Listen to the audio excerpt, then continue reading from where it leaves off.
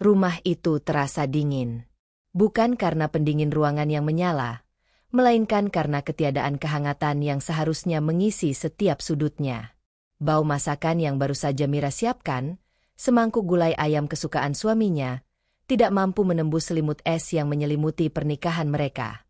Mira duduk di meja makan, memutar-mutar sendok di tangan, mendengarkan denting jam dinding yang berdetak jauh lebih keras daripada suara suaminya.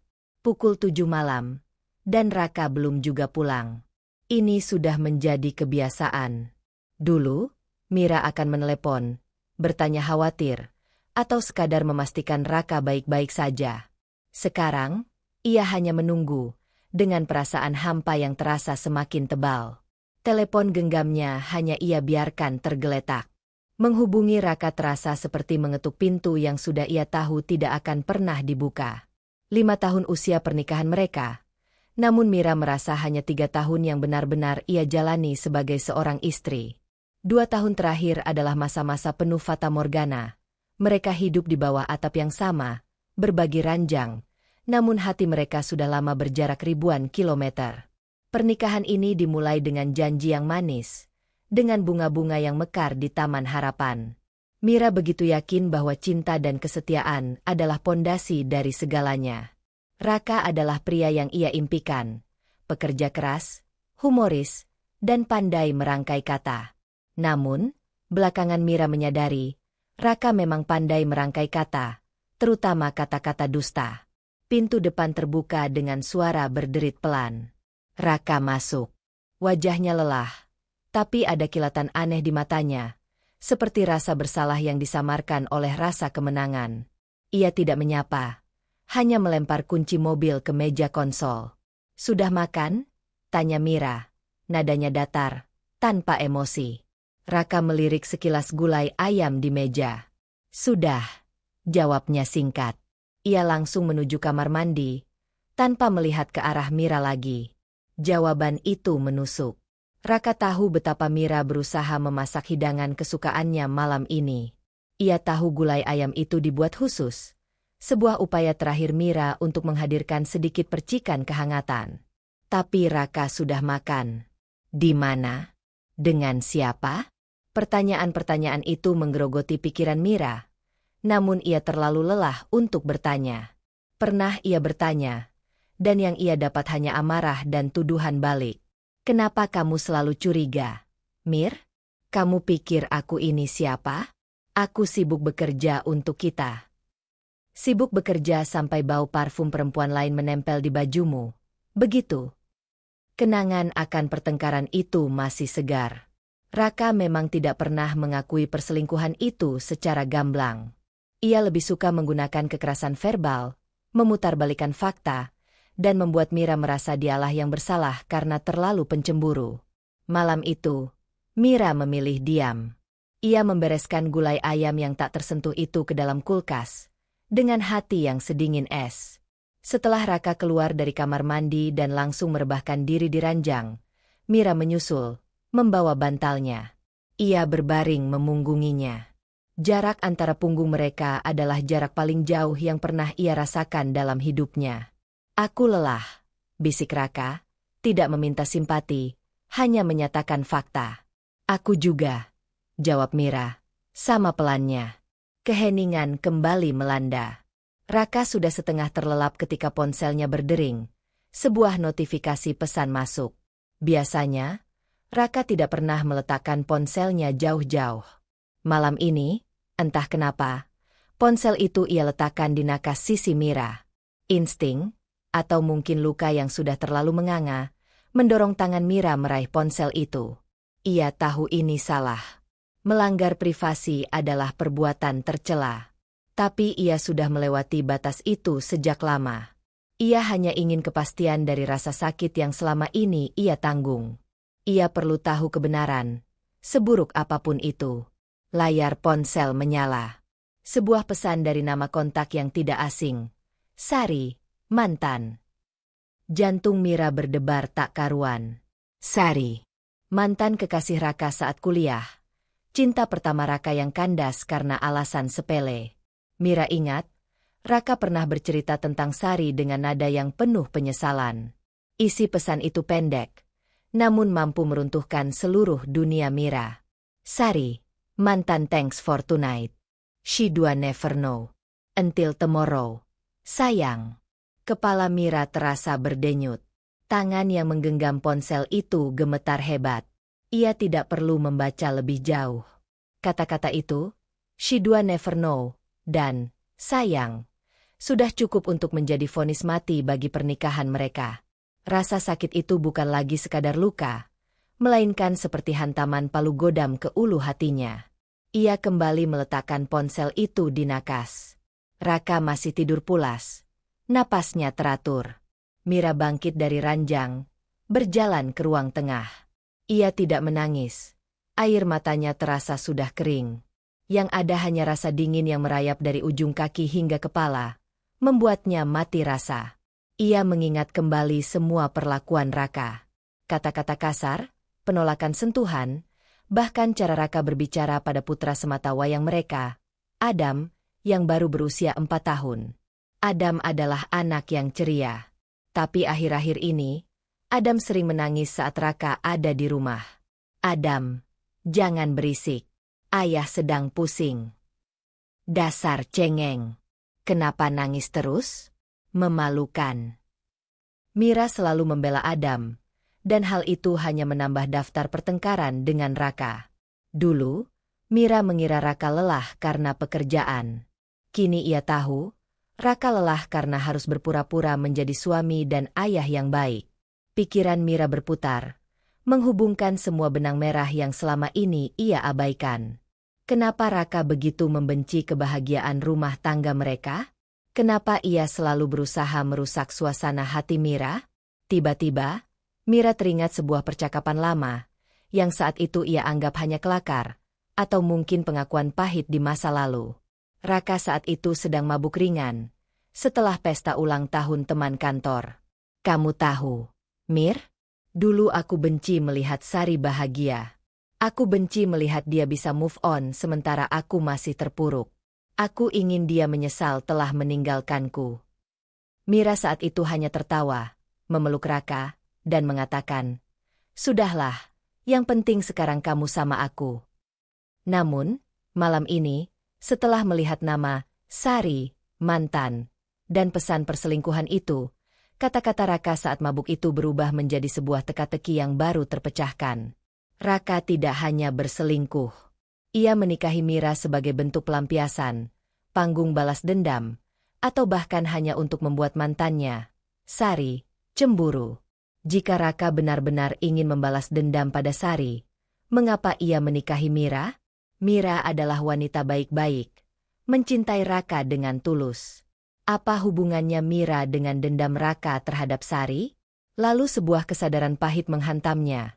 Raka menggunakan kebahagiaan yang ia ciptakan bersama Mira untuk membuktikan pada Sari bahwa ia sudah memiliki hidup yang lebih baik. Namun, ketika Sari kembali, dan kini Mira yakin, Sari pasti kembali dan mendekati Raka, Raka membuang semua topeng itu. Mira bukan istrinya, ia adalah alat.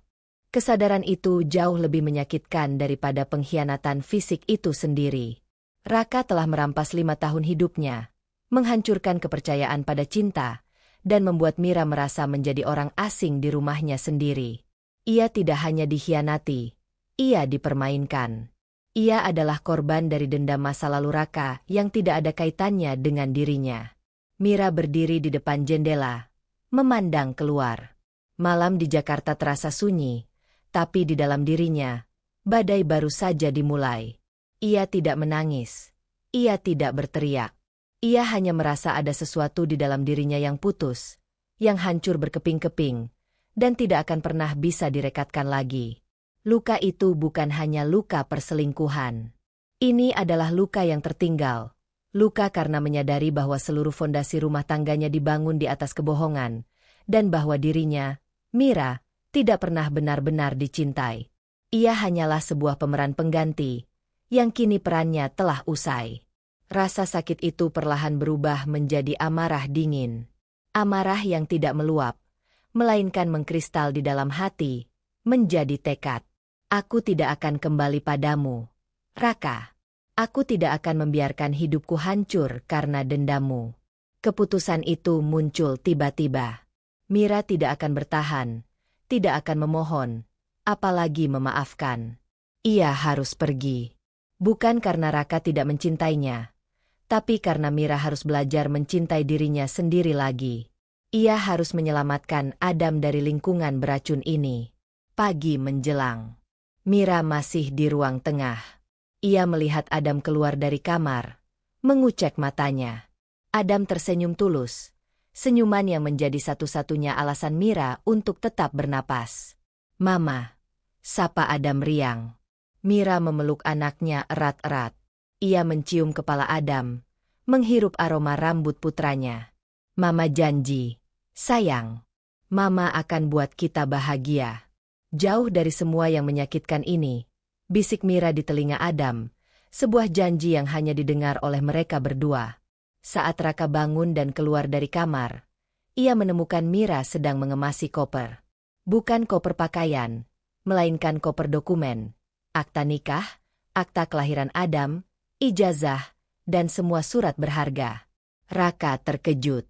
"Apa yang kamu lakukan, Mir?" tanyanya. Suaranya mengandung sedikit kepanikan. Mira menoleh. Matanya kosong, dingin, tanpa ada jejak air mata. Ia memegang ponsel Raka di tangan kanannya, dan sebuah amplop berisi semua bukti perselingkuhan Raka dengan Sari yang ia dapat dari ponsel Raka di tangan kirinya. "Aku sudah tahu, Raka," kata Mira. Suaranya tenang, nyaris datar. "Aku tahu tentang Sari. Dan aku tahu pernikahan ini hanya panggung balas dendammu." Raka pucat pasi. Ia mencoba mendekat, namun Mira mengangkat tangan, menahannya. "Jangan sentuh aku," ucap Mira. "Aku pergi. Bukan untuk balas dendam, tapi untuk mencari arti diriku yang sudah kamu hancurkan." Raka mencoba membela diri. "Mira, tunggu.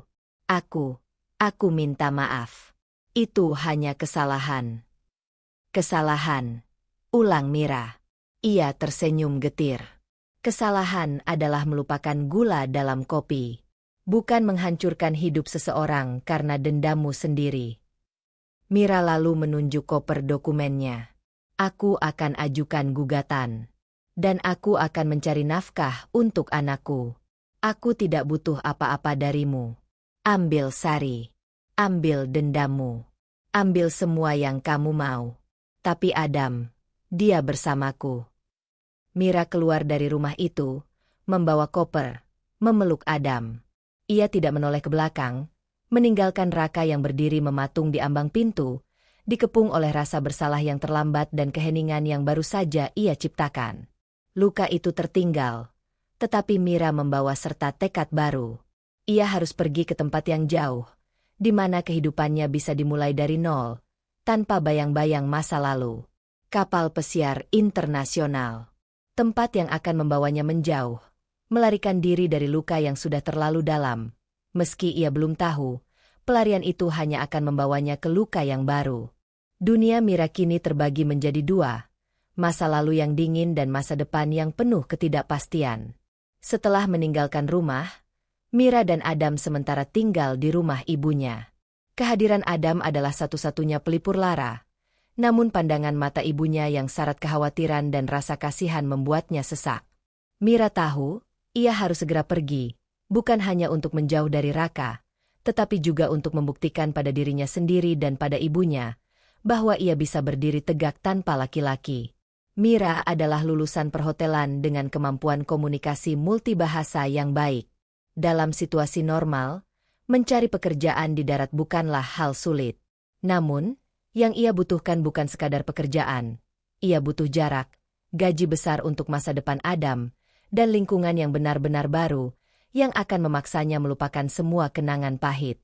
Ia teringat cerita salah satu seniornya di kampus yang bekerja di kapal pesiar internasional. Gaji dolar, kontrak kerja yang tegas, dan kesempatan melihat dunia. Sebuah ide gila yang terasa sangat masuk akal. Kapal pesiar adalah penjara terapung yang glamor, tetapi bagi Mira, itu adalah gerbang menuju kebebasan. Keputusan itu ia sampaikan pada ibunya saat malam tiba, setelah Adam terlelap. Mama akan bekerja di luar negeri, Bu. Di kapal pesiar. Kontraknya 1 tahun. Wajah ibunya yang sudah keriput langsung berubah tegang. Kapal pesiar? Mira, itu jauh sekali.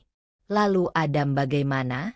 Kamu baru saja pisah dari Raka, dan sekarang kamu mau pergi lagi. Justru karena aku baru pisah, Bu. Aku harus kuat secara finansial. Gaji di sana besar. Aku bisa kirim uang setiap bulan, dan dalam setahun, tabunganku cukup untuk menyewa tempat tinggal yang nyaman dan membiayai sekolah Adam. Jelas Mira, berusaha meyakinkan, meski ia tahu keputusannya ini egois. Tapi nak, Adam masih kecil. Dia butuh ibunya. Lirih sang ibu. Mira meraih tangan ibunya. Dan aku butuh Adam bangga padaku. Bu, aku tidak mau dia tumbuh melihat ibunya terpuruk.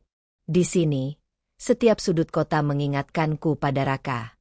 Di sana, aku akan fokus bekerja. Ibu tolong jaga Adam. Ibu adalah orang yang paling aku percaya. Aku akan sering menelepon, setiap hari kalau bisa. Setelah perdebatan yang panjang dan tangisan, sang ibu akhirnya luluh, melihat tekad baja yang kini mengeras di mata putrinya. Mira tahu, ini adalah harga yang harus ia bayar untuk pelariannya. Meninggalkan Adam adalah luka baru yang ia ukir sendiri, sebagai ganti luka lama yang ditinggalkan Raka. Proses melamar pekerjaan di kapal pesiar internasional ternyata berjalan lebih cepat dari dugaan.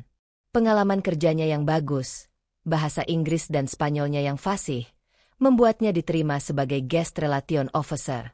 Semua terasa seperti takdir yang bekerja sama untuk membawanya pergi. Hari keberangkatan tiba. Momen perpisahan dengan Adam adalah salah satu yang terberat.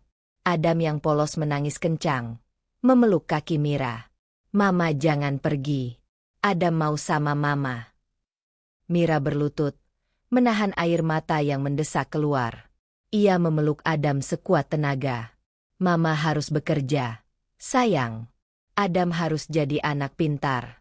Nanti kalau Mama pulang, kita beli mainan yang banyak. Mama janji, Mama cepat pulang. Ia mencium pipi Adam, menyerahkannya pada ibunya. Tanpa menoleh lagi, Mira melangkah pergi. Ia tahu, jika ia menoleh, ia akan menyerah. Kaki itu terasa berat. Setiap langkah menjauh dari Adam terasa seperti merobek jiwanya, tetapi ia harus melakukannya. Pelarian ini harus terlaksana. 3 minggu kemudian, Mira berdiri di pelabuhan megah di Miami, menatap kapal pesiar raksasa yang akan menjadi rumah sekaligus penjaranya selama 1 tahun ke depan, The Oceanic Dream. Kapal itu bagaikan kota terapung, penuh cahaya dan kemewahan yang kontras dengan kekosongan di hatinya. Begitu menginjakan kaki di atas dek, Mira langsung disergap oleh hiruk-pikuk kehidupan baru. Ratusan awak kapal dari berbagai negara, Filipina, Kroasia, India, Peru, sibuk dengan tugas masing-masing. Udara dipenuhi aroma laut, musik, dan campuran parfum mahal dari para penumpang yang baru berdatangan. Mira ditempatkan di kabin kecil yang ia bagi bersama seorang awak perempuan asal Portugal, Lina, yang sudah 2 tahun bekerja di kapal.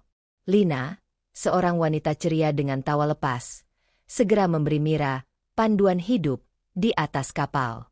Di sini, kita tidak punya nama belakang. Mira, kata Lina sambil tertawa, saat mereka menata barang. Tidak ada keluarga, tidak ada suami, tidak ada pacar.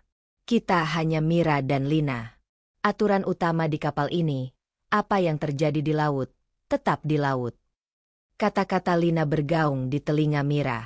Apa yang terjadi di laut, tetap di laut. Sebuah mantra yang seolah membenarkan setiap keputusan melanggar batas yang mungkin akan ia ambil. Sebuah izin tak tertulis untuk menjadi orang lain, untuk melupakan Mira yang rapuh, yang tersakiti. Mira memulai pekerjaannya. Tugasnya adalah melayani kebutuhan tamu-tamu VIP. Ia harus selalu tersenyum, ramah, dan memancarkan aura profesionalitas. Di siang hari, ia adalah Mira yang cekatan dan efisien. Malam hari, ia dihadapkan pada godaan dunia baru yang glamor. Di bawah gemerlap lampu diskotek kapal, yang berputar-putar menciptakan bayangan tak jelas, orang-orang berdansa tanpa beban. Awak kapal, setelah jam kerja usai, berkumpul di bar khusus kru. Minuman mengalir, tawa pecah, dan kontak fisik terasa lebih mudah terjalin. Tidak ada yang peduli latar belakangmu. Tidak ada yang bertanya tentang suamimu atau anakmu. Semua sibuk menikmati pelarian yang sama. Awalnya, Mira menahan diri. Ia hanya minum sedikit, mengobrol seperlunya, dan kembali ke kabin tepat waktu. Ia masih Mira yang memegang teguh moral, meski moralnya sudah dikhianati. Ia masih Mira yang seorang istri, meskipun ia sudah menceraikan suaminya dalam hati. Namun, perlahan, batas itu mulai kabur. Setiap malam, ia menelepon Adam melalui aplikasi pesan, menahan rindu yang menyiksa. Setelah panggilan berakhir, rasa bersalah karena meninggalkan anaknya bercampur dengan amarah pada Raka yang telah mendorongnya sejauh ini. Perasaan-perasaan negatif itu, ditambah dengan kesepian yang menusuk di tengah keramaian, mulai memakan dirinya. Mira mulai bertanya, untuk apa aku menjaga diri? Untuk siapa? Raka sudah menghancurkannya. Aku sudah dibuang dan diperlakukan seperti sampah. Kenapa aku harus mempertahankan kesetiaan pada sesuatu yang bahkan tidak pernah ada? Dalam suasana pesta yang bising, tatapan seorang sous chef asal Italia, Marco, mulai sering tertuju padanya. Marco adalah pria tampan, bertubuh atletis, dengan senyum yang hangat. Ia sangat kontras dengan Raka yang dingin dan penuh perhitungan. Marco tahu cara menghargai perempuan, tahu cara melontarkan pujian yang tulus. Marco mulai mendekati Mira secara profesional, membantu pekerjaannya, lalu mengajaknya minum kopi. Kemudian, ia mengajaknya berdansa. Saat mereka berdansa di Sky Lounge, tangan Marco melingkari pinggang Mira dengan lembut. Mira merasakan sentuhan pria lain untuk pertama kalinya setelah bertahun-tahun sentuhan suaminya terasa seperti kewajiban. Sensasi itu asing, namun memabukkan. Kamu cantik, Mira, bisik Marco, suaranya sedikit serak karena musik. Tapi matamu menyimpan banyak kesedihan. Kamu terlalu serius di sini. Reles. Kata-kata Marco, terlalu serius, menusuk kesadaran Mira. Benar, ia datang ke sini untuk melarikan diri, bukan untuk membawa penjara moral yang lama. Ia ingin kebahagiaan. Ia ingin merasa diinginkan. Malam itu, Mira melepaskan satu lagi benang yang mengikatnya pada kehidupan lamanya. Ia menenggak segelas koktail yang kuat, membiarkan musik yang hingar-bingar menenggelamkan suara hati nuraninya. Ia berdansa lebih dekat dengan Marco. Tawa palsu yang semula ia benci, kini mulai ia praktikkan. Ia melihat sekeliling, melihat pasangan-pasangan awak kapal yang berciuman tanpa malu, merasakan kebebasan yang brutal. Di lautan ini, identitas Mira sebagai istri Raka telah tenggelam. Ia kini adalah Mira, seorang perempuan lajang yang terluka, yang ingin merasakan kembali dirinya berharga. Marco menciumnya. Ciuman itu cepat, berani, dan tanpa janji. Mira membalasnya. Bukan karena cinta, melainkan karena rasa haus yang tak tertahankan untuk divalidasi, untuk membuktikan bahwa ia masih menarik, masih hidup. Saat ciuman itu terlepas, Mira merasakan campuran antara kegembiraan yang liar dan rasa bersalah yang menusuk. Ia baru saja mengkhianati janji suci yang telah dikhianati suaminya lebih dulu. Balas dendamnya pada Raka, entah mengapa, kini ia lampiaskan pada dirinya sendiri, pada moralnya. Ia melihat dirinya di pantulan jendela lounge yang gelap, seorang wanita yang mencari kebahagiaan yang dirampasnya, meski dengan cara yang salah. Ia telah menyeberangi batas. Pelarian telah dimulai. Kapal ini tidak hanya membawanya menjauh secara fisik, tetapi juga secara moral. Ia hanyut dalam gelombang godaan, mencoba mengisi kekosongan yang ditinggalkan Raka, tanpa menyadari bahwa ia baru saja menciptakan kekosongan yang jauh lebih besar di dalam jiwanya. Sejak ciuman pertama di Sky Lounge, Mira tahu ia telah memasuki perairan berbahaya. Batas moral yang selama ini ia pertahankan dengan susah payah, meski sudah hancur oleh pengkhianatan Raka, kini benar-benar lenyap. Keputusan untuk membalas ciuman Marco adalah deklarasi perang terhadap masa lalunya dan sebuah penerimaan atas mantra yang diucapkan Lina. Apa yang terjadi di laut, tetap di laut. Di darat, Mira adalah seorang istri yang dikhianati dan ibu yang berjuang. Di atas kapal pesiar The Oceanic Dream, ia menjadi Mira yang baru, seorang wanita yang haus perhatian dan pengakuan. Lingkungan kapal yang serba anonim adalah panggung sempurna untuk peran barunya. Tidak ada tetangga yang bergosip, tidak ada kerabat yang menghakimi, dan yang terpenting, tidak ada Raka yang bisa menuduhnya balik. Marco memainkan perannya dengan sempurna. Ia adalah antitesis dari Raka. Raka pelit pujian dan dingin. Marco melimpahi Mira dengan perhatian yang hangat dan tulus. Raka egois dan manipulatif. Marco menawarkan telinga yang mau mendengarkan dan bahu untuk bersandar. Hubungan mereka dimulai dari obrolan panjang di sudut kafe kru yang sepi. Mira menceritakan, tanpa menyebutkan nama kapal dan pekerjaannya, bagaimana pernikahannya hancur, bagaimana ia diperlakukan, dan bagaimana ia memutuskan untuk pergi demi putranya. Marco mendengarkan dengan sabar. Matanya memancarkan simpati. "Kamu terlalu kuat untuk membiarkan pria bodoh sepertinya menghancurkanmu," kata Marco suatu malam, sambil menggenggam tangan Mira di bawah meja. "Kamu punya hati yang besar dan jiwa yang indah. Jangan biarkan luka itu merampas kebahagiaanmu." Kata-kata itu, yang seharusnya diucapkan Raka bertahun-tahun lalu, kini terasa seperti obat penenang yang sangat dibutuhkan. Mira membiarkan dirinya terbuai. Ia butuh sosok yang menghargainya sebagai wanita, bukan sebagai properti atau target balas dendam. Marco memberikan hal itu. Hubungan terlarang itu tumbuh perlahan namun pasti. Awalnya, mereka hanya menghabiskan waktu bersama di area publik kru, berbagi cerita dan tawa. Lalu, mereka mulai menyelinap ke dek kapal yang sepi setelah tengah malam, menikmati hembusan angin laut dan bintang-bintang yang bertebaran di langit yang gelap. Perasaan kesepian yang selama ini membelenggu Mira perlahan terisi. Ia merasa hidup lagi. Puncak dari godaan itu terjadi pada pelayaran transatlantik, ketika kapal berhari-hari hanya melihat birunya air samudra. Jaringan internet sering terputus, dan panggilan telepon ke rumah menjadi sulit. Jarak fisik yang memisahkan Mira dari Adam dan ibunya juga menciptakan jarak emosional. Pada malam itu, setelah Mira selesai shift larut malam, Marco menunggunya di lorong kabin kru. "Ikut aku," bisik Marco, menarik tangan Mira lembut. Marco membawanya ke kabinnya yang sedikit lebih besar karena jabatannya. Suasana di kabin itu berbeda, ada aroma rempah dan kopi, dan di sudut ruangan, ia telah menyiapkan sebotol wine Italia yang enak. "Aku tahu ini salah," kata Mira, suaranya pelan dan ragu-ragu. "Aku masih dalam proses cerai." Marco mendekat, menatap Mira lurus di mata. "Aku tahu kamu terluka. Mira, aku tidak meminta janji. Aku tidak meminta cinta abadi. Aku hanya menawarkan kehangatan.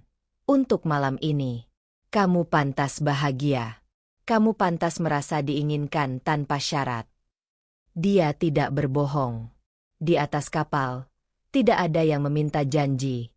Tidak ada masa depan. Yang ada hanya sekarang, malam ini, di tengah laut yang luas dan tak peduli. Mira melihat bayangan dirinya di mata Marco. Ia melihat Mira yang baru, yang berani, yang bebas, dan yang putus asa. Perasaan bersalah yang seharusnya muncul, kini tertutup oleh gelombang gairah dan kebutuhan untuk melarikan diri dari kesendirian. Raka sudah membunuh Mira yang setia. Yang tersisa hanyalah Mira yang ingin merasakan hidup. Ia membiarkan Marco memeluknya, dan pelukan itu terasa seperti menenggelamkan diri di dalam air. Hangat, melingkupi, dan mematikan. Malam itu, Mira menyerahkan dirinya sepenuhnya pada Marco, pada pelarian emosional yang ia ciptakan. Itu bukan tentang cinta, melainkan tentang pelampiasan. Mira melampiaskan amarahnya pada Raka, kesedihannya pada dirinya sendiri, dan kerinduannya pada Adam. Marco hanyalah media untuk semua luapan emosi itu. Keesokan paginya, Mira bangun dengan rasa dingin yang tiba-tiba. Kabin Marco terasa asing. Kehangatan semalam sudah hilang, digantikan oleh kesadaran yang menusuk. Ia telah melakukan hal yang sama buruknya dengan Raka. Bedanya, Raka melakukannya karena dendam lama. Mira melakukannya karena dendam baru. Ia segera kembali ke kabinnya. Tempat Lina masih tidur pulas. Mira menatap cermin. Wajahnya tampak lelah, tapi anehnya, ada kilatan pemberontakan di matanya. Hubungannya dengan Marco berlanjut. Mereka menjadi pasangan rahasia, sebuah fling khas kapal pesiar. Mereka bertemu di bawah radar, menikmati kebersamaan, tetapi selalu menjaga jarak profesional saat jam kerja. Namun, semakin jauh Mira tenggelam dalam pelarian ini, semakin ia merasa kosong. Marco memang perhatian, tetapi dia juga terbiasa dengan budaya, apa yang terjadi di laut, tetap di laut. Hubungan itu tidak memiliki pondasi, tidak memiliki masa depan. Itu hanyalah kesenangan sesaat yang bersifat sementara. Setiap kali ia menyelesaikan panggilan video dengan Adam, yang selalu bertanya, "Mama kapan pulang?" Rasa bersalah itu mencengkeramnya. Ia adalah seorang ibu yang bekerja keras untuk putranya. Tetapi pada saat yang sama, ia adalah seorang wanita yang mengkhianati dirinya sendiri di malam hari. Suatu hari, saat kapal bersandar di pelabuhan Mediterania yang indah, Mira dan Marco berjalan-jalan di kota kecil. Marco membelikannya gelang perak yang indah sebagai kenang-kenangan. "Aku senang kamu ada di sini," kata Marco, tersenyum tulus. "Aku juga," jawab Mira. Namun, dalam hati, Mira tahu ia tidak sepenuhnya jujur. Ia senang, tetapi kebahagiaan itu rapuh, dibangun di atas pasir. Saat mereka kembali ke kapal, Mira melihat dirinya sebagai penumpang asing di tubuhnya sendiri. Ia bukan lagi Mira yang berjuang mencari kebahagiaan, tetapi seorang yang tersesat dalam gemerlap lampu dan ilusi kebebasan. Ia teringat betapa ia membenci Raka karena memperlakukannya sebagai pelampiasan. Dan kini, ia menyadari, ia melakukan hal yang sama. Ia menggunakan Marco, menggunakan kebebasan yang brutal ini, untuk melampiaskan luka dan amarahnya. Balas dendamnya pada Raka kini telah bermetamorfosis menjadi pengkhianatan terhadap dirinya sendiri. Marco menawarkan pelarian emosional, tetapi pelarian itu tidak datang tanpa biaya. Biayanya adalah harga diri dan kedamaian batin. Mira berhasil menjauh dari Raka, tetapi ia gagal menjauh dari masalah terbesarnya. Luka yang tak kunjung sembuh, yang kini ia tutupi dengan kesenangan sesaat. Di atas samudra yang luas, dalam kemegahan kapal pesiar, Mira merasa dirinya semakin kecil, semakin hampa. Gelombang godaan telah membawanya jauh, terlalu jauh dari pelabuhan hatinya yang sebenarnya. Kehidupan Mira di atas The Oceanic Dream telah mencapai ritme yang stabil dan berbahaya. Siang diisi dengan senyum profesional di hadapan penumpang, malam dihabiskan dalam kabin Marco atau di geladak yang sepi, menenggelamkan diri dalam pelarian emosional yang ia tahu bersifat fana. Ia telah menjadi mahir dalam memisahkan diri. Mira yang bekerja dan Mira yang berselingkuh adalah dua entitas berbeda yang hanya bertemu saat ia menatap pantulan dirinya di cermin kamar mandi. Namun, lautan yang luas dan glamor tidak pernah benar-benar mampu mengisolasi dirinya dari daratan. Hubungan terlarangnya dengan Marco, yang semula terasa seperti kebebasan, kini mulai terasa seperti rutinitas yang membosankan. Tawa Marco, yang dulu terasa menghangatkan, kini terdengar hampa. Mira mulai merasa lelah, lelah berpura-pura bahagia, lelah melarikan diri dari dirinya sendiri. Suatu malam, kapal sedang berlabuh sebentar di Karibia. Jaringan internet di area pelabuhan lebih stabil daripada biasanya. Setelah selesai shift dan menghindari ajakan Marco untuk bertemu, Mira langsung menuju kabinnya, berharap bisa menelepon Adam tanpa gangguan. Panggilan video itu tersambung. Wajah Adam muncul di layar, tetapi senyumnya tidak secerah biasanya. Dan yang lebih mengkhawatirkan, mata Adam terlihat agak cekung. Ibunya, yang memegang ponsel, tampak tegang. "Adam, kenapa nak? Kenapa wajahmu kelihatan lemas?" tanya Mira. Seketika nada suaranya berubah panik, meninggalkan ketenangan palsu yang ia kenakan setiap hari. Adam hanya merengek. Ibunya mengambil alih ponsel. Raut wajahnya berubah menjadi serius. "Mira, kamu harus tahu. Adam sakit. Sudah 3 hari demamnya tidak turun. Batuknya parah." Jantung Mira serasa diremas. Rasa bersalah menghantamnya tanpa ampun. "Ya Tuhan, kenapa ibu tidak bilang dari kemarin? Sudah dibawa ke dokter?" "Sudah. Dokter bilang cuma demam biasa, tapi demamnya tinggi sekali. Mir, ibu khawatir. Ibu sudah coba telepon Raka, minta dia bantu temani ibu ke rumah sakit lagi. Tapi, ibunya terdiam, ragu melanjutkan." "Tapi apa, Bu? Raka tidak mau?" desak Mira, suaranya tercekat. Dia tidak menjawab telepon ibu. Ibu coba datangi rumahnya, tapi rumahnya kosong. Kata tetangga, dia sudah jarang pulang. Kadang datang hanya untuk mengambil barang, lalu pergi lagi. Dia seperti menghilang. Kabar itu bukannya membuat Mira tenang, malah memicu gelombang amarah baru. Raka menghilang? Di saat anak mereka sakit dan membutuhkan uluran tangan? Betapa rendahnya moral pria itu. Ia bukan hanya suami yang mengkhianati, ia adalah ayah yang tidak bertanggung jawab. Rasa bersalah karena berada jauh dari Adam saat anaknya sakit, langsung bercampur dengan amarah membara terhadap Raka. Bagaimana bisa ia bersenang-senang di darat, sementara putra kandungnya sendiri terbaring sakit? "Ibu, tolong jaga Adam baik-baik," kata Mira, berusaha mengendalikan suaranya. "Tolong kirim semua bukti resep dan biaya rumah sakit. Aku akan transfer uangnya sekarang juga. Aku akan berusaha mencari cara untuk pulang." Setelah panggilan terputus, Mira menangis. Ia tidak menangis karena rindu Marco, atau karena kesepiannya. Ia menangis karena ia merasa telah gagal sebagai ibu. Ia meninggalkan anaknya demi uang dan pelarian.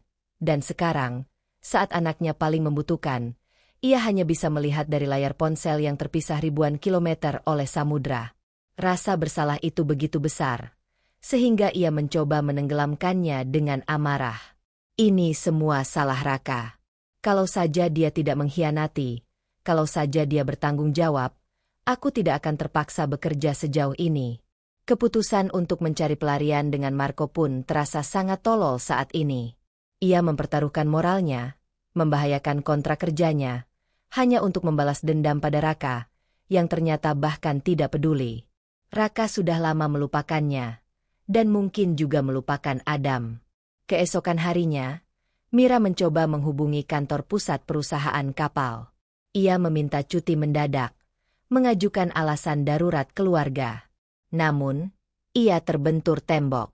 Kontrak kerjanya keras. Ia baru bekerja kurang dari 4 bulan. Jika ia membatalkan kontrak, ia harus membayar denda besar dan mungkin kehilangan gaji yang telah ia kumpulkan. "Maaf Nona Mira, kami tidak bisa meluluskan permintaan cuti Anda saat ini. Kami akan berada di laut selama 2 minggu ke depan, dan tidak ada pergantian staf," ujar manajer SDM kapal dengan nada dingin dan profesional. Mira merasa seperti tercekik. Ia terpenjara.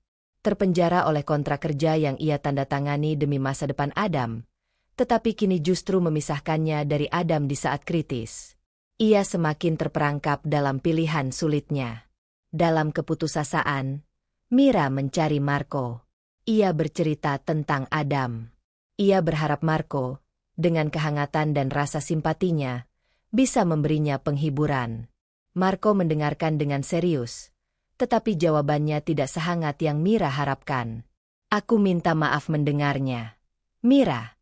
Tapi kamu tahu risiko bekerja di sini. Kita terikat kontrak. Kamu harus profesional," kata Marco, nadanya terdengar sedikit menjauh. "Aku bisa mendukungmu secara emosional, tapi aku tidak bisa membantumu melanggar kontrak." Kata-kata Marco bagaikan air dingin. Hangatnya kasih sayang Marco yang selama ini ia nikmati, ternyata hanya ada saat mereka berbagi keintiman di malam hari. Ketika menghadapi masalah nyata dan rumit yang melibatkan daratan, keluarga, anak, dan tanggung jawab, Marco menarik diri. Mira sadar. Marco bukanlah penyelamat. Dia hanyalah bagian dari pelarian. Bagian dari ilusi di atas samudra. Marco tidak bisa disalahkan. Ia sudah jujur sejak awal bahwa hubungan mereka hanya untuk di laut. Tapi kenyataan itu menyakitkan. Jadi, kamu tidak bisa bantu apa-apa? Tanya Mira, suaranya sedikit bergetar. Marco memeluknya sejenak. Pelukan yang terasa formal. Aku hanya bisa di sini untukmu, sayang. Kata panggilan sayang itu, yang dulu membuatnya merasa diinginkan, kini terasa hampa dan tidak berarti. Di tengah masalah yang sesungguhnya, kata-kata manis Marco tidak mampu membeli tiket pesawat pulang, atau bahkan meredakan demam anaknya. Mira melepaskan pelukan Marco. Ia melihat Marco, pria tampan, sous chef yang populer di kapal, dan menyadari betapa bodohnya ia membuang harga dirinya demi hubungan sesaat ini. Ia mengkhianati dirinya demi membalas dendam pada Raka. Padahal Raka bahkan tidak peduli dengan apa yang terjadi pada Mira. Rasa bersalah bercampur amarah. Amarah pada Raka yang keji, amarah pada Marco yang tidak bisa diandalkan, dan amarah terbesar pada dirinya sendiri karena telah tersesat begitu jauh. Malam itu, Mira tidak kembali ke Marco. Ia duduk sendirian di kabinnya yang sempit, memandangi foto Adam. Air matanya menetes, bukan air mata kesedihan, melainkan air mata penyesalan. Ia telah menukar kehangatan nyata seorang ibu di sisi anaknya, dengan kehangatan semu dan sesaat di atas kapal pesiar. Ia telah meninggalkan Adam demi uang dan pelarian, dan kini ia menyadari, tidak ada uang di dunia yang bisa menggantikan kehadirannya saat Adam sakit. Pelarian telah gagal. Mira berhasil menjauh dari Raka, tetapi ia gagal menciptakan kebahagiaan. Di tengah laut, ia kini merasa lebih terikat dan terpenjara daripada saat ia berada di bawah atap yang sama dengan Raka.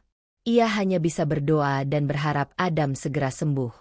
Dan ia berjanji, pada dirinya sendiri, pada Adam, dan pada Tuhan, ia akan bertahan menyelesaikan kontrak ini, kembali ke darat, dan memperbaiki dirinya.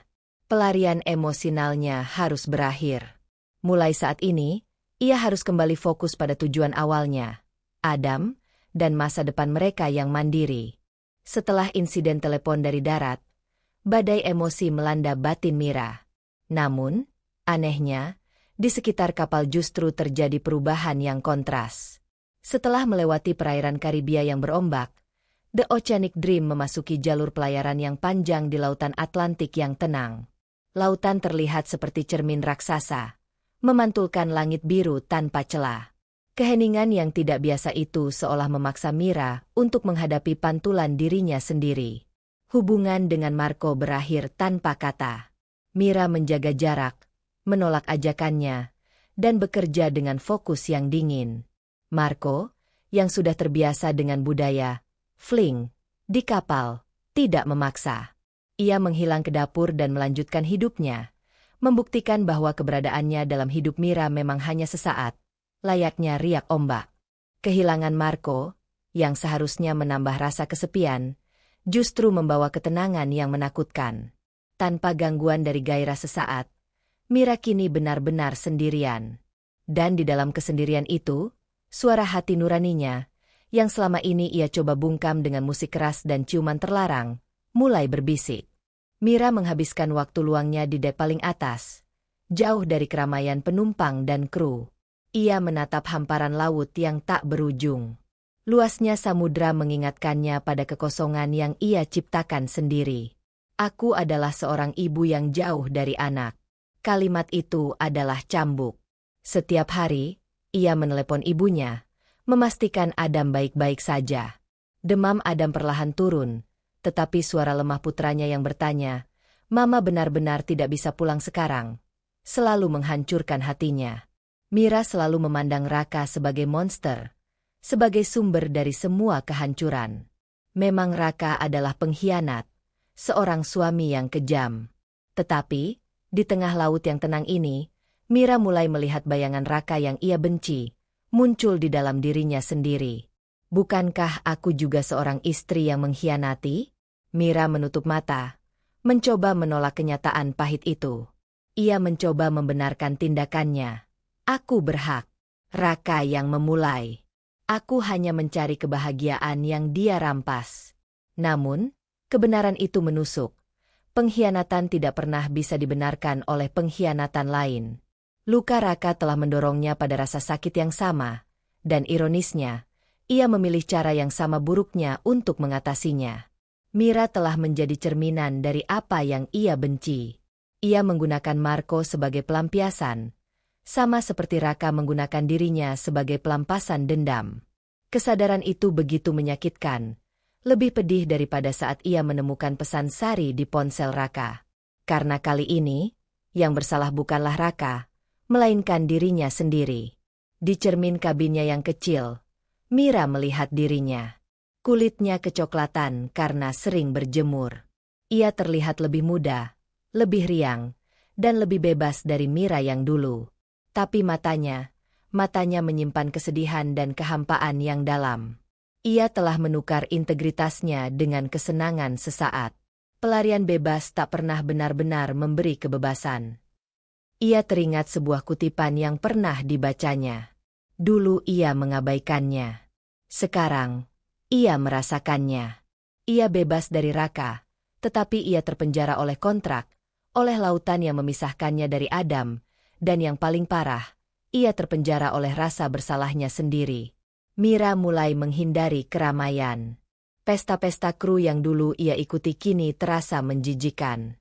Ia melihat rekan-rekan kerjanya yang lain, bersenang-senang tanpa beban, berganti pasangan setiap pelabuhan. Mereka terlihat bahagia, atau setidaknya, mereka tampak lebih baik dalam memainkan peran itu. Mira menyadari, ia tidak punya bakat untuk menjadi free spirit. Hatinya terlalu kental dengan nilai-nilai lama. Mira yang sebenarnya adalah seorang ibu, yang rindu suara tawa anaknya, yang ingin menyiapkan sarapan di dapur yang hangat. Mira yang sedang ia jalani ini adalah penyamaran, sebuah kostum tebal yang kini terasa panas dan mencekik. Di tengah laut yang tenang, di bawah langit yang luas, Mira mulai melakukan introspeksi secara jujur. Tentang Raka, ia berhenti membenci Raka. Bukan berarti ia memaafkan, tetapi amarahnya mulai mereda. Ia menyadari, Raka adalah pria yang terluka, yang mencoba mengatasi lukanya dengan cara yang merusak. Raka telah menjadi korban dari dendamnya sendiri. Tentang Adam, ia menyadari bahwa ia telah mengorbankan waktu terbaiknya dengan Adam. Uang yang ia kumpulkan terasa tidak ada artinya jika anaknya harus sakit tanpa kehadirannya. Tekadnya untuk mandiri tidak boleh mengorbankan perannya sebagai ibu. Tentang dirinya, ia menyadari bahwa ia tidak boleh lagi mencari validasi dari orang lain, baik dari Raka yang memuja, maupun dari Marco yang menghangatkan. Kebahagiaan sejati harus datang dari dalam dirinya sendiri. Ia harus memperbaiki luka batinnya, bukan menutupinya dengan plester yang salah. Penyesalan itu datang bagaikan ombak pasang. Penyesalan karena meninggalkan Adam, penyesalan karena mengkhianati nilai-nilai dirinya, dan penyesalan karena membiarkan luka Raka menentukan jalan hidupnya. Suatu sore, Mira duduk di kabin, mengambil pulpen dan kertas. Ia menulis sebuah surat, bukan untuk Raka, melainkan untuk dirinya sendiri. Mira, dengarkan aku. Kamu tersesat. Kamu mencari kebahagiaan di tempat yang salah. Kebahagiaanmu bukan di tangan pria lain, dan bukan di bawah lampu diskotek. Kebahagiaanmu ada di pelukan Adam. Kamu pergi untuk mencari kebebasan, tetapi kamu baru saja membangun penjara yang lebih kejam. Pulang. Jangan pulang untuk Raka. Pulang untuk dirimu. Pulang untuk Adam. Aku janji, sisa kontrak ini, aku akan fokus bekerja. Tidak ada lagi Marco. Tidak ada lagi pesta. Aku akan menjadi wanita yang Adam butuhkan, bukan wanita yang Raka inginkan. Setelah menulis surat itu, Mira merasa sedikit lega. Ia telah membuat perjanjian suci dengan dirinya sendiri. Laut tenang ini telah menjadi cermin yang brutal namun jujur. Mulai hari itu, Mira mengubah rutinitasnya. Ia bekerja dengan efisien, menghabiskan waktu luang dengan membaca atau menulis diari. Ketika ada waktu luang, ia hanya menatap laut, membiarkan pikirannya tenang. Ia tidak lagi mencari kehangatan dari sentuhan pria lain. Ia mencari kedamaian dalam dirinya sendiri. Mira sadar, proses penyembuhan tidak akan terjadi dalam semalam. Luka itu masih ada, tetapi ia tidak lagi mencoba menutupinya. Ia membiarkan luka itu mengering, perlahan, di bawah pengawasan hatinya sendiri. Di tengah kesunyian samudra, Mira menemukan kembali sedikit dari dirinya yang lama, yang kuat, yang berintegritas. Proses pemulihan ini harus dimulai dari pengakuan kesalahan, dan Mira baru saja mengambil langkah pertama yang paling sulit. Ia sadar, ia harus pulang, bukan untuk melanjutkan drama pernikahan yang gagal, melainkan untuk memulai babak baru sebagai seorang ibu tunggal yang utuh. Di tengah lautan yang tenang, saat Mira perlahan mulai menemukan kedamaian batinnya, daratan justru dilanda badai yang sesungguhnya. Badai itu tidak menyerang rumah atau kota, melainkan menyerang satu-satunya orang yang pernah menjadi sumber lukanya, Raka. Setelah Mira pergi, Raka menyambut kepergian itu dengan euforia semu. Awalnya, ia merasa menang. Ia bebas dari Mira yang dianggapnya pencemburu dan pengontrol. Ia memiliki kebebasan total untuk bersama Sari, dan yang terpenting, ia merasa dendamnya terbalaskan. Ia yakin Mira akan kembali menangis dan memohon, seperti yang selalu ia bayangkan. Namun, yang terjadi justru sebaliknya. Mira tidak pernah menghubungi, tidak pernah memohon. Satu-satunya komunikasi yang ia terima adalah surat resmi dari pengacara Mira, berisi surat gugatan cerai dan permohonan hak asuh tunggal atas Adam, yang disertai bukti-bukti perselingkuhan Raka. Kekalahan itu menghantam harga diri Raka. Ia mencoba menenggelamkan diri dalam hubungan dengan Sari. Untuk sementara, Sari berhasil mengisi kehampaan dan kesepiannya. Mereka menghabiskan waktu dengan berpesta dan bepergian, hidup dalam gelembung kemewahan dan kesenangan sesaat. Raka adalah seorang kontraktor kecil. Bisnisnya mengandalkan proyek-proyek perumahan. Sejak ia fokus pada balas dendam dan perselingkuhan, ia mulai mengabaikan pekerjaan. Proyek-proyeknya terbengkalai, kepercayaan klien menurun, dan utang bank mulai menumpuk. Kehancuran dimulai sekitar 2 bulan setelah Mira pergi. Pertama, proyek terbesarnya dibatalkan sepihak oleh klien karena keterlambatan dan kualitas yang buruk. Pembatalan itu memaksa Raka membayar denda besar. Lalu, bank mulai mengirimkan surat peringatan. Ia mencoba menutupi lubang utang dengan pinjaman baru, sebuah langkah bodoh yang hanya mempercepat kehancurannya. Saat masalah finansialnya mulai menggunung, Sari, wanita yang rela ia gunakan untuk menghancurkan rumah tangganya sendiri, menunjukkan warna aslinya. Sari bukan wanita yang senang hidup susah. Begitu Raka tidak lagi bisa membelikannya barang mewah, tidak lagi bisa mengajaknya makan malam di restoran mahal, dan tidak lagi bisa memberinya kebebasan finansial, Sari mulai menghilang. Suatu pagi, Raka bangun dan menemukan Sari sudah tidak ada. Di atas meja, ia hanya menemukan secari kertas dengan tulisan tangan Sari yang singkat. Raka, aku minta maaf. Aku tidak bisa hidup seperti ini. Aku butuh stabilitas. Jaga dirimu. Goodbye. Sari pergi, membawa serta beberapa barang mewah yang pernah Raka berikan, dan yang lebih penting, ia membawa serta kehormatan dan semangat hidup Raka yang tersisa. Raka ditinggalkan, sendirian, di tengah puing-puing kehidupan yang ia bangun di atas dendam. Ironi yang menyakitkan, ia menghancurkan pernikahannya demi wanita yang hanya mencintai hartanya, dan kini ia ditinggalkan oleh wanita itu karena ia tidak punya apa-apa lagi. Dendam yang ia rencanakan untuk Sari, kini berbalik menjadi bumerang. Raka yang dulu angkuh, kini terpuruk. Rumah yang ditinggali Raka dan Mira dulu, rumah yang terasa dingin bagi Mira, kini terasa mencekik bagi Raka. Ia kehilangan gairah untuk bekerja, untuk makan, bahkan untuk mandi. Ia menghabiskan sebagian besar waktunya dengan minum alkohol murahan di dalam rumah yang gelap, meratapi nasibnya. Bisnisnya bangkrut total. Mobilnya ditarik bank. Ia kehilangan segalanya, kecuali rumah kecil yang kini dipenuhi aura penyesalan. Suatu sore, saat Raka sedang mabuk, ia menemukan sebuah mainan mobil-mobilan Adam di bawah sofa. Mainan itu masih utuh, hanya sedikit berdebu. Tangan Raka yang gemetar meraih mobil itu. Kenangan tentang Adam yang selalu ceria, yang selalu merangkak ke pangkuannya meski ia selalu bersikap kasar, tiba-tiba menghantamnya.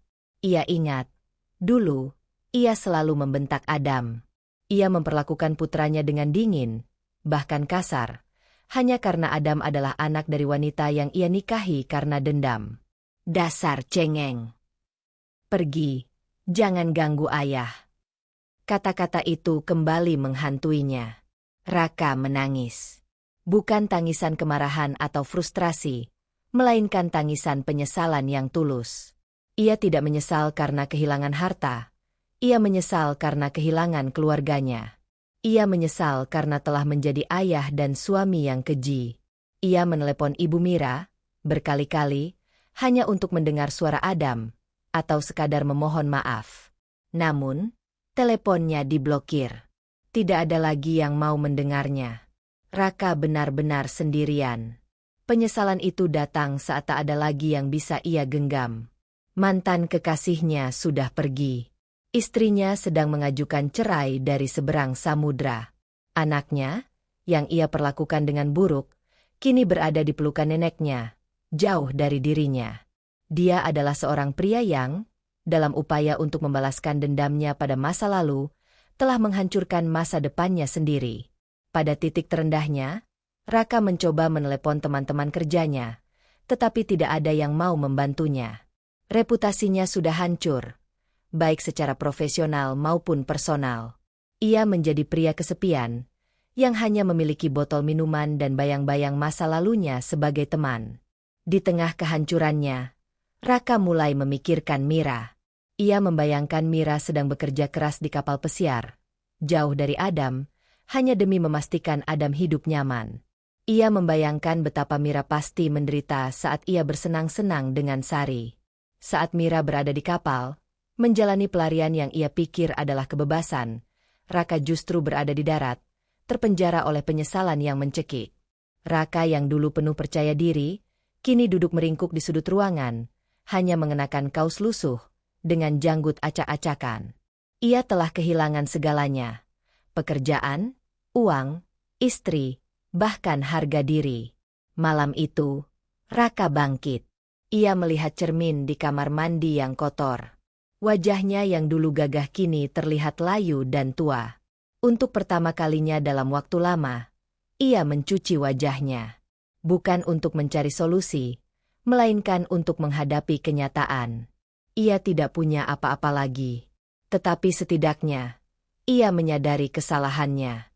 Penyesalan yang tulus itu, meskipun datang terlambat, adalah satu-satunya hal yang tersisa untuknya. Mira sedang di tengah samudra, perlahan menyembuhkan diri. Sementara Raka, di darat, baru saja memulai prosesnya untuk menerima kenyataan bahwa ia adalah sumber malapetaka itu. Mereka berdua sama-sama hancur, sama-sama terpenjara. Bedanya, Mira terpenjara oleh kontrak dan jarak, sedangkan Raka terpenjara oleh karma dan penyesalan. 3 bulan terakhir kontrak Mira di The Oceanic Dream terasa seperti hukuman. Ia bekerja tanpa lelah, mengumpulkan gaji demi Adam, dan menolak setiap ajakan yang bisa menariknya kembali ke kehidupan lamanya. Komunikasi dengan Marco terhenti total. Ia kini adalah sosok yang dingin dan fokus, seorang profesional yang terasing. Ia berhasil mengisolasi dirinya dari godaan, tetapi tidak dari rasa bersalah yang terus-menerus menyertai. Satu malam, saat kapal sedang dalam perjalanan pulang melintasi Samudra Atlantik Utara, suasana berubah drastis. Selama berhari-hari, laut telah tenang, tetapi kini, laporan cuaca berubah menjadi buruk. Peringatan badai besar dikeluarkan. Mira sedang berada di kabinnya, membaca buku sambil mendengarkan update dari kapten. Suara kapten terdengar tegang, memerintahkan semua penumpang dan kru yang tidak bertugas untuk segera masuk ke kabin masing-masing. Tidak lama kemudian, kapal mulai bergoyang. Awalnya hanya goyangan lembut, seperti buayan. Tetapi tak lama kemudian, goyangan itu berubah menjadi sentakan keras. Mira mencengkeram pegangan ranjang, Jantungnya berdebar kencang. Di luar, gemuruh ombak mulai terdengar menakutkan, seperti raungan monster laut yang marah. Angin mendesis kencang di luar jendela kabin. Lampu di lorong-lorong berkedip-kedip, menciptakan suasana mencekam. Badai datang dengan cepat dan brutal. The Oceanic Dream, yang selama ini terasa megah dan tak terkalahkan, kini terasa seperti mainan kecil yang diombang-ambingkan di tangan raksasa. Mira bangkit dari ranjang, merasakan mual yang luar biasa. Gelas di meja nakas jatuh dan pecah. Kabinnya terasa seperti kotak yang dilemparkan dari tebing. Suara-suara benturan terdengar dari koridor, barang-barang yang jatuh, jeritan ketakutan penumpang yang tertahan. Mira duduk di lantai kabin, memeluk lututnya. Ini adalah badai terburuk yang pernah ia alami. Di tengah ketakutan yang menggerogoti, ia menyadari satu hal yang mengerikan. Hidupnya benar-benar bisa berakhir malam ini. Dalam ketakutan yang mencekik itu, semua ilusi kebebasan dan pelarian lenyap. Yang tersisa hanyalah penyesalan yang tajam. Jika aku mati sekarang, apa yang akan terjadi pada Adam? Pikiran itu menghantamnya lebih keras daripada ombak yang menghantam lambung kapal. Ia meninggalkan Adam untuk mencari uang, tetapi ia mengambil risiko meninggalkan Adam selamanya di tengah pencarian egoisnya. Ia tidak akan pernah bisa memeluk putranya lagi, tidak akan pernah bisa meminta maaf atas kebodohannya, atas pengkhianatan yang ia lakukan terhadap nilai-nilainya sendiri. Mira teringat pada Raka, pada Marco, pada semua pesta dan tawa palsu yang ia kejar. Semua itu terasa sia-sia, tidak berarti. Di hadapan kekuatan alam yang tak tertahankan ini, ambisi, dendam, dan hasrat sesaat hanyalah debu. Air mata Mira mengalir deras, bercampur dengan keringat dingin. Ini bukan lagi tangisan karena Raka, atau karena Marco. Ini adalah tangisan penyesalan murni terhadap Adam. Adam, bisik Mira, mencengkeram kalung kecil berliontin huruf A yang selalu ia kenakan. Tolong, aku mohon, jangan ambil aku sekarang. Aku belum memperbaiki semuanya. Aku belum bisa menjadi ibu yang baik untuknya. Kapal itu berderit mengerikan, seolah-olah akan patah. Guncangan keras sekali lagi menghempaskan Mira ke dinding. Rasa sakit fisik itu seolah membersihkan jiwanya. Di tengah badai luar, badai batin Mira mencapai klimaksnya. Ia berjanji tanpa ragu sedikit pun. Jika aku selamat dari badai ini, aku akan pulang. Aku akan menebus semua kesalahanku. Aku akan menjadi ibu yang Adam butuhkan, dan aku akan hidup tanpa dendam. Janji itu, diucapkan dalam kegelapan dan kengerian, terasa lebih suci daripada sumpah pernikahan yang pernah ia ucapkan dulu. Ia tidak meminta diselamatkan untuk kembali pada Raka. Ia meminta kesempatan untuk kembali pada dirinya sendiri. Badai itu berlangsung selama 4 jam yang terasa seperti selamanya. 4 jam di mana Mira menghadapi kematian dan, yang lebih penting, menghadapi penyesalannya sendiri. Badai itu adalah puncak dari konflik batinnya. Perjuangan antara hasrat untuk melarikan diri, Marco, pesta, kebebasan semu, dan tanggung jawabnya sebagai seorang ibu, Adam, integritas, harga diri. Subuh tiba. Perlahan, guncangan kapal mulai mereda. Suara ombak yang menderu berubah menjadi desiran biasa. Lampu-lampu kembali menyala dengan stabil. Kapal, meskipun terlihat sedikit babak belur, berhasil melewati badai. Mira bangkit. Tubuhnya sakit, tetapi jiwanya terasa tenang. Ia selamat. Ia mendapat kesempatan kedua. Ia segera mengambil ponselnya, yang untungnya tidak rusak. Ia berhasil menghubungi ibunya. Bu, maaf kalau aku mengganggu. Tapi, Adam baik-baik saja, kan? Suara ibunya terdengar lega. Syukurlah kamu telepon. Mir, ibu khawatir sekali. Kami lihat berita tentang badai itu. Adam baik-baik saja. Nak, demamnya sudah hilang total. Kabar itu adalah keajaiban kecil yang menguatkan tekadnya. Air mata haru mengalir di pipi Mira. Aku sudah memutuskan, Bu, kata Mira. Suaranya mantap. Begitu kontrakku selesai dan kapal ini berlabuh, aku akan segera pulang. Aku akan menyelesaikan pekerjaanku dengan baik, dan aku akan pulang. Aku tidak akan pernah meninggalkan Adam lagi untuk waktu yang lama. Mira kemudian pergi mandi. Ia melihat dirinya di cermin yang kabur. Kali ini, ia melihat seorang wanita yang terluka, tetapi matanya memancarkan tekad yang kuat. Badai telah mengamuk dan pergi, membawa serta sisa-sisa dendam dan ilusi Mira. Ia kembali bekerja, senyum profesionalnya kembali, tetapi kali ini, senyum itu datang dari tempat yang berbeda, bukan dari topeng, melainkan dari resolusi batin. Kapal itu bergerak maju. Mira tahu, ia juga harus bergerak maju. Ia harus menyelesaikan kontrak, bukan sebagai pelarian, melainkan sebagai penanggung jawab. Uang itu akan menjadi modal awalnya untuk hidup baru bersama Adam. Badai itu bukan hanya menguji daya tahan kapal. Badai itu menguji hati Mira, memaksanya memilih antara kehancuran diri atau penebusan. Dan ia memilih yang terakhir. Ombak penyesalan yang membawanya nyaris tenggelam, justru menuntunnya kembali ke jalan yang benar. Kontrak Mira akhirnya selesai. 8 bulan yang terasa seperti 8 tahun. Begitu The Oceanic Dream berlabuh untuk terakhir kalinya, Mira tidak membuang waktu. Ia tidak mengucapkan selamat tinggal yang sentimental pada Lina atau Marco, yang hanya ia temui sekali untuk pertukaran sapaan singkat dan formal. Semua yang terjadi di laut benar-benar ia biarkan tenggelam di laut. Dengan koper yang penuh pakaian dan amplop gaji yang tebal di tasnya, Mira melangkah keluar dari gerbang bandara, merasakan udara panas Jakarta memeluknya.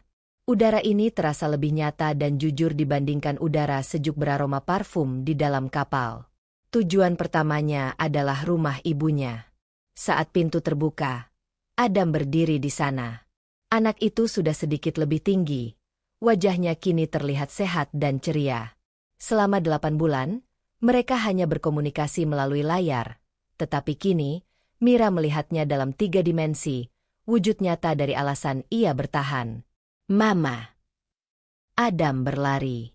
Pelukan itu adalah pelukan yang paling tulus, paling jujur, dan paling menyembuhkan yang pernah Mira rasakan seumur hidupnya.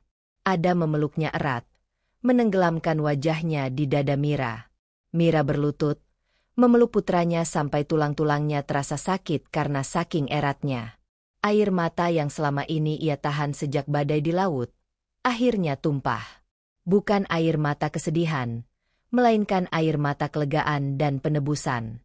Mama pulang. Sayang. Mama minta maaf, sudah meninggalkan Adam lama sekali.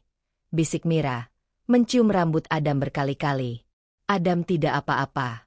Ma. Adam tahu Mama bekerja untuk Adam. Jawab Adam polos, mengusap air mata ibunya dengan jari mungilnya. Mendengar kata-kata itu, Mira semakin merasa bersalah. Anaknya yang polos ini ternyata lebih dewasa dan mengerti daripada dirinya yang dewasa. Ibunya berdiri di ambang pintu, tersenyum haru. Ibu tahu kamu akan pulang. Nak, ibu selalu percaya. Mira menghabiskan beberapa hari dengan Adam, mencoba menebus waktu yang hilang. Ia membacakan cerita, memasak makanan kesukaan Adam, dan tidur sambil memeluknya erat-erat. Ia fokus sepenuhnya pada perannya sebagai ibu. Dalam pelukan Adam, ia menemukan kebahagiaan sejati yang tidak pernah bisa diberikan oleh gemerlap kapal pesiar atau perhatian Marco. Pada hari ketiga kepulangannya, ibunya mendekatinya dengan wajah muram. Raka datang semalam. Mir. Dia menunggu di luar cukup lama. Dia ingin bertemu denganmu. Jantung Mira berdesir. Ia tahu momen ini akan datang. Sejak ia mengirimkan surat gugatan cerai, ia tahu konfrontasi terakhir tidak terhindarkan. Dia mau apa, Bu? Tanya Mira. Nadanya tenang. Dia tidak bilang. Tapi, kamu harus lihat keadaannya. Nak. Dia berbeda. Dia benar-benar hancur. Malam itu, Mira menyuruh ibunya membawa Adam ke kamar lebih awal. Ia menyuruh ibunya untuk tidak khawatir. Ia akan menghadapi Raka, tetapi ia akan melakukannya dengan ketenangan seorang wanita yang sudah pulih, bukan dengan amarah seorang istri yang terluka. Pintu diketuk pelan. Mira menarik napas dalam-dalam, mengambil jeda sebentar, dan membukanya. Raka berdiri di ambang pintu. Mira menatap Raka. Pria yang berdiri di hadapannya bukanlah Raka yang ia kenal, suami yang arogan, berpakaian mahal, dan penuh percaya diri. Pria ini tampak layu. Rambutnya panjang tak terurus, kemejanya kusut, dan tubuhnya terlihat lebih kurus. Ada bayangan hitam di bawah matanya, dan di matanya ada kehampaan yang Mira kenal, kehampaan yang dulu ia rasakan saat berada di puncak pelarian dengan Marco. Raka yang terpuruk, persis seperti yang diceritakan ibunya. Mira, suara Raka serak, penuh penyesalan. Ia mencoba mendekat, tetapi Mira mundur selangkah, menciptakan batas tak terlihat. Masuklah, Raka, kata Mira, suaranya datar, tanpa emosi, tanpa amarah. Aku tidak punya banyak waktu. Mereka duduk di ruang tamu.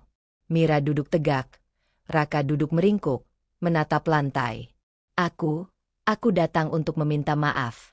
Mira, ujar Raka. Air matanya tiba-tiba menetes. Ia menangis tanpa suara, hanya bahunya yang bergetar. Aku tahu ini tidak ada artinya, tapi aku harus mengatakannya. Aku menyesal. Aku minta maaf atas semuanya. Atas dendam itu. Atas Sari. Atas caraku memperlakukanmu dan Adam. Mira mendengarkan. Ia tidak memotong. Ia tidak merasa puas. Ia hanya merasa kasihan.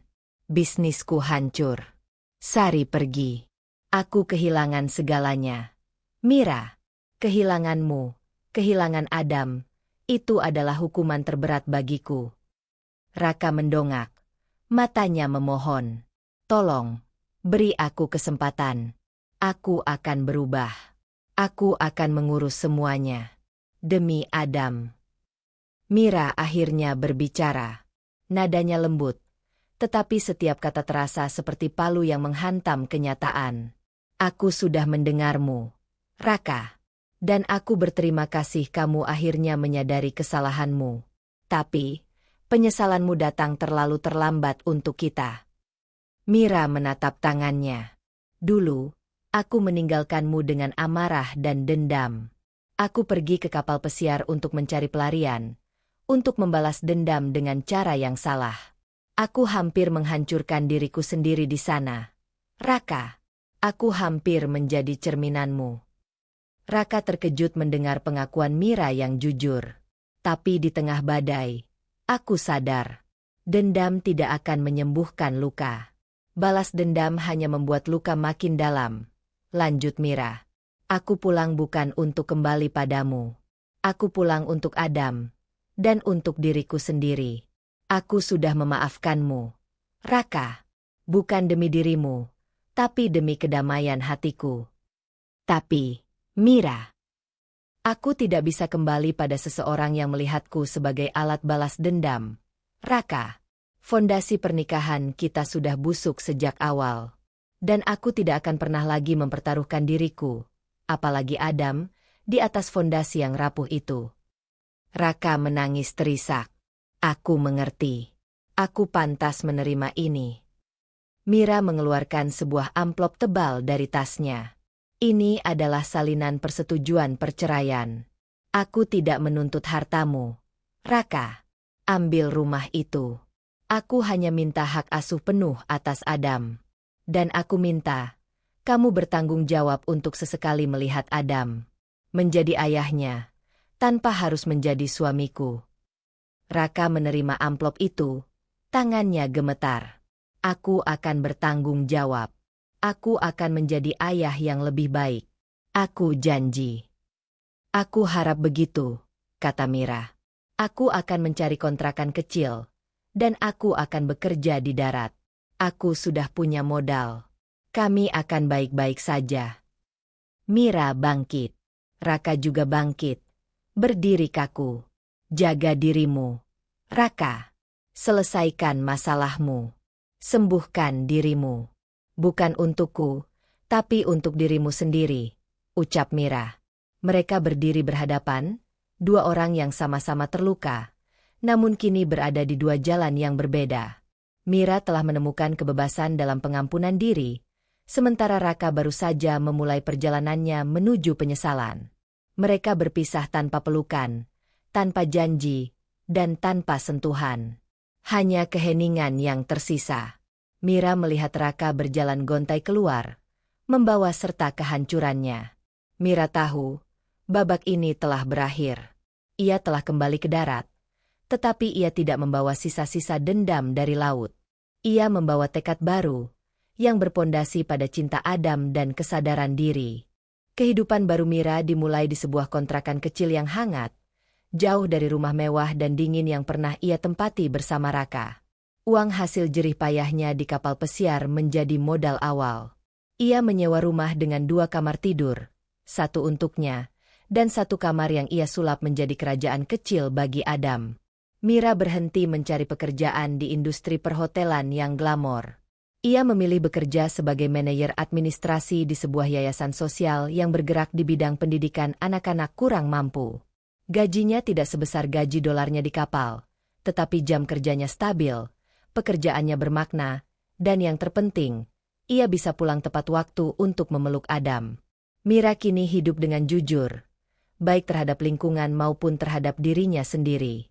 Ia belajar memaafkan dirinya atas kegagalan moralnya di laut.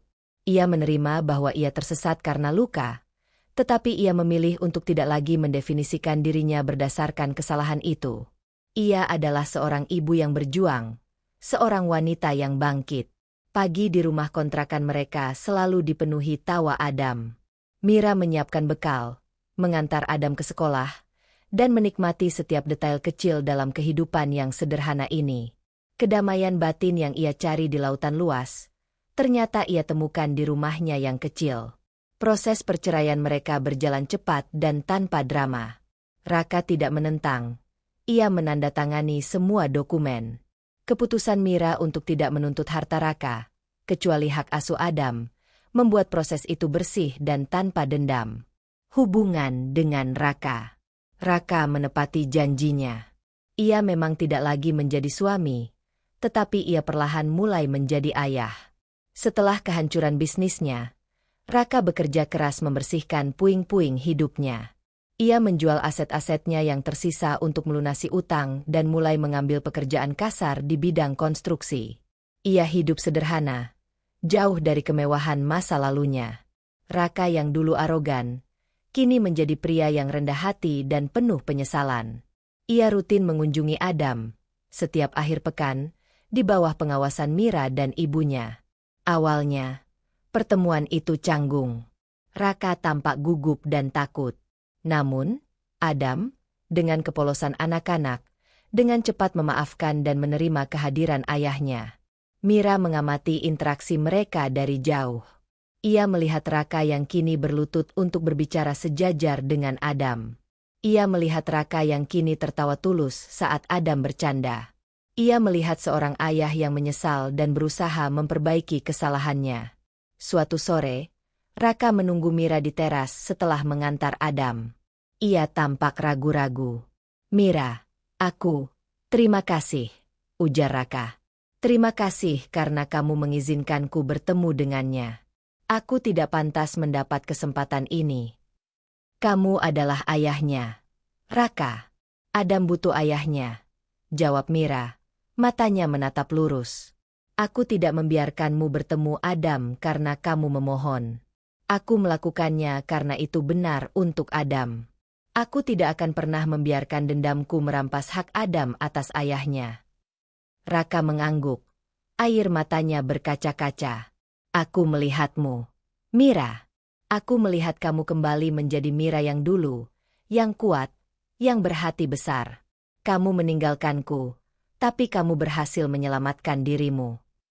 Mira tersenyum tipis. "Aku meninggalkanku. Ya, aku rasa kita berdua harus berterima kasih pada laut. Laut membawaku pergi untuk menyelamatkan diri, dan laut meninggalkanmu di sini untuk menghadapi dirimu sendiri." Mereka berbicara, Bukan tentang cinta atau masa depan mereka, tetapi tentang perbaikan diri dan penebusan. Mereka adalah dua jiwa yang sama-sama tersesat, kini sama-sama berusaha menemukan jalan kembali, meskipun jalan itu tidak lagi sejajar. Luka yang sembuh. Luka di hati Mira tidak hilang dalam semalam.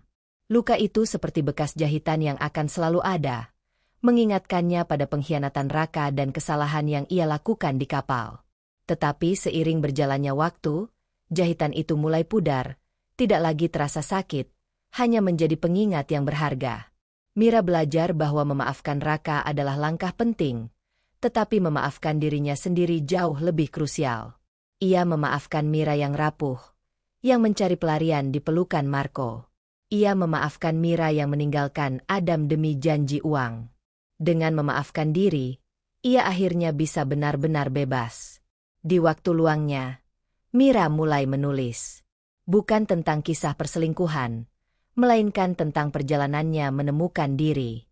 Ia menulis tentang bahaya dendam, tentang ilusi kebebasan, dan tentang kekuatan seorang ibu. Menulis menjadi terapinya. Hikmah di akhir perjalanan. Waktu berlalu. 3 tahun kemudian, Mira telah memiliki hidup yang stabil dan damai. Ia dan Raka resmi bercerai. Raka kini memiliki usaha kecil yang jujur dan ia menjadi ayah yang bertanggung jawab, membantu Mira membesarkan Adam, meskipun mereka tidak pernah kembali bersama. Suatu sore, Mira duduk di teras rumahnya, melihat Adam dan Raka bermain bola di halaman. Pemandangan itu, yang dulu ia rindukan namun tidak pernah ia dapatkan, kini menjadi kenyataan. Sebuah kenyataan yang dibangun di atas kehancuran, tetapi diakhiri dengan kedamaian. Mira tersenyum. Ia merenungkan perjalanannya. Cerita ini, pikirnya, bukan sekadar kisah tentang pengkhianatan seorang suami dan kesesatan seorang istri. Ini adalah kisah tentang bagaimana perempuan bisa tersesat dalam luka.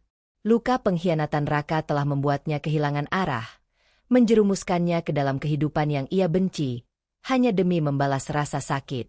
Ia menyadari, balas dendam adalah racun yang merusak diri sendiri, bukan musuh. Dan ini adalah kisah tentang bagaimana kesadaran dan penyesalan bisa menjadi awal dari kebebasan sejati.